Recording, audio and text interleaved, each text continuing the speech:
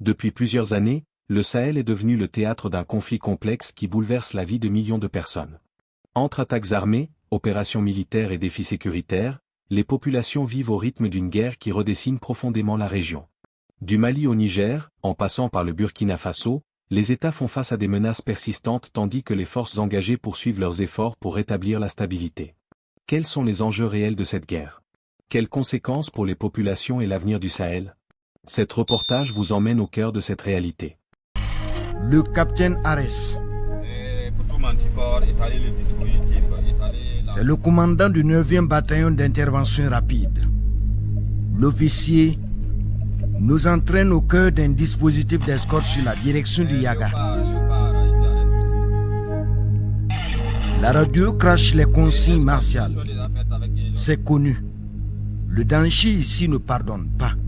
Il faut dire qu'ici, ils misent plus sur les engins explosifs. Les terroristes? Oui. Leur mode opératoire est plus basé sur les mines. Nous sommes dans les encablures de Dori. Ce n'est ni la porte ni le seuil, mais bien le cœur du Sahel. Le dernier convoi, en une journée, c'était notre limite ici. C'est-à-dire on a dormi ici. Tout ce qu'on a pu faire en une journée, c'est ici. Moins de 10 km de la position. Pas plus de 10 comme ça.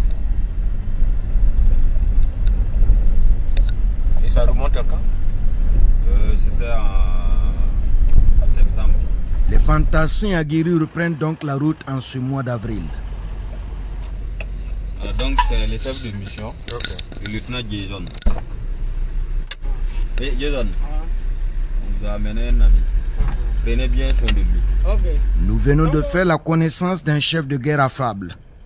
Déterminé, l'officier a la responsabilité de conduire le convoi à bon port. 2 relèves suivent. Le 41e RIC et le groupement de sécurité et d'intervention de la gendarmerie nationale.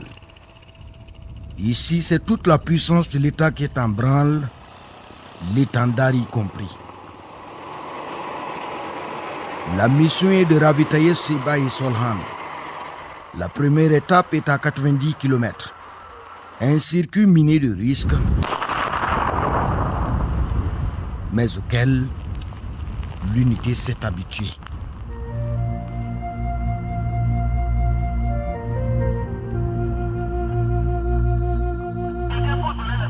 Sur la piste brûlante, chaque geste compte. Un commando de démineurs traque le moindre indice. Attentif à ne jamais se laisser surprendre, car les terroristes affaiblis dans leur capacité offensive misent désormais sur les mines artisanales. Ces engins rudimentaires sont devenus leur arme de prédilection. Mais face à cette menace insidieuse, les militaires affinent leur technique. La commune de Sampelga est dans le viseur des hommes. C'est une localité stratégique alors devenue dangereuse. Et pour la traverser, l'unité va devoir sortir le grand jeu.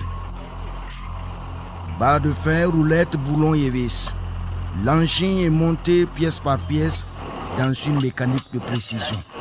C'est un dispositif qui permet de contrôler les idées au cours de notre progression. Donc, il est très efficace pour nos manœuvres. C'est du made de Burkina. Bansi est assemblé sur le terrain et appelé à se perfectionner pour changer davantage le cours de la guerre contre le terrorisme. Ici, l'innovation n'est pas un luxe. Elle est une nécessité vitale et stratégique qui fait avancer avec assurance.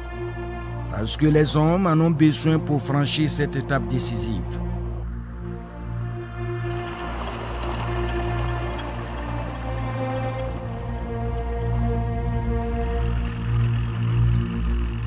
Pénétrer Sampelga, c'est traverser un territoire disputé.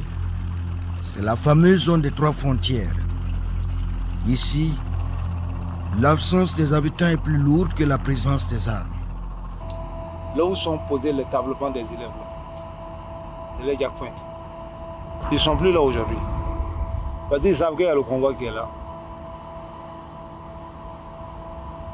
sont déjà rentrés, par exemple, dans la zone du Niger comme ça, ou bien repliés à Yalgo même. 2 tablements au coin de la piste, un décor baroque, presque banal, témoin muet d'un basculement de la peur. Là où régnait hier la crainte et le silence, vrombissent les motos de l'armée aujourd'hui. Le village était sur le point de se développer, très bien. Ils sont venus d'abord attaquer la gendarmerie, après ça encore ils sont revenus donner 72 heures aux villageois de se lever. Et voilà que tous ils sont partis. À Sampelga, le paysage surprend par ses contrastes. Peu de ruines, des concessions paradoxalement intactes, comme fichées dans le temps. La localité n'a pas connu de destruction massive. Ici, la guerre semble avoir épargné les murs, mais pas les esprits. Avec le paumeur comme nom d'emprunt, nous en savons davantage sur le village. Le VDP national a fréquenté la commune à ses heures de gloire. L'homme est aujourd'hui frustré par ce décor fantomatique qui n'exclut pas le danger. C'est très dangereux, c'est ici même leur point fort. C'est ici. Et puis le numéro que vous voyez là, le numéro là a trop contribué beaucoup de choses, à détruire Sampelga. Le numéro là, il y avait des gens qui causaient ici là, c'était très mauvais. C'est eux même qui ont contribué à la destruction de Sampelga. Je connais la zone là, comme ma poche. Sampelga, même déserté, demeure habité par une tension silencieuse à l'ombre d'une guerre qui ne s'efface jamais. Le mastodonte est toujours debout et à ses pieds, les marques du crime. Des cratères de mines détruites. Au passage d'ici, les démineurs sont vigilants, conscients que la terre elle-même peut encore trahir. Du reste, la localité incarne désormais le paradoxe du Sahel. Des terres riches en histoire et en vie, mais vidées à certains endroits par la peur et la violence. Car cela ne tienne, les escortes continuent en attendant la pacification de la zone et la réinstallation des populations. Dans cette guerre de patience et de précision, la victoire se joue à chaque kilomètre parcouru, à chaque concession scrutée, à chaque mine désamorcée.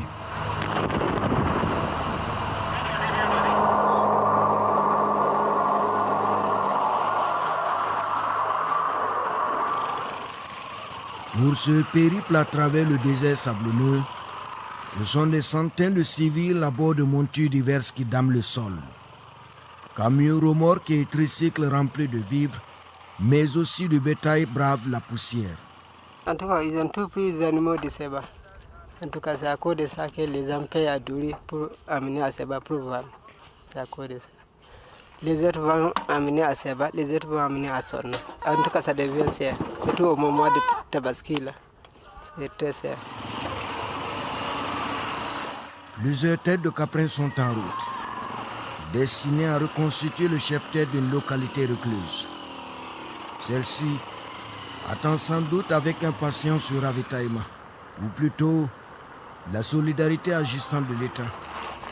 Un secours concret qui se traduit par des gestes sur le terrain, portés à bout de bras par les fantassins. Ce sont les mêmes qui canalisent l'escorte afin de prévenir tout désordre. En ce premier jour du trajet, c'est une véritable course contre la montre alors que déjà le soleil décline à l'horizon. Loin encore de notre destination, il nous faut laisser s'égrener les jours, un à un, comme des perles. Au terme de ce reportage, une réalité s'impose. La guerre au Sahel demeure un défi majeur pour les États et les populations de la région. Malgré les efforts déployés sur le terrain, les enjeux sécuritaires, humanitaires et économiques restent considérables. Derrière chaque opération, il y a des hommes, des femmes et des familles qui aspirent avant tout à la paix et à la stabilité. L'avenir du Sahel, AES, dépendra de la capacité des acteurs concernés à relever ces défis complexes. Merci de nous avoir suivis. Rendez-vous prochainement pour un nouveau reportage au cœur de l'actualité.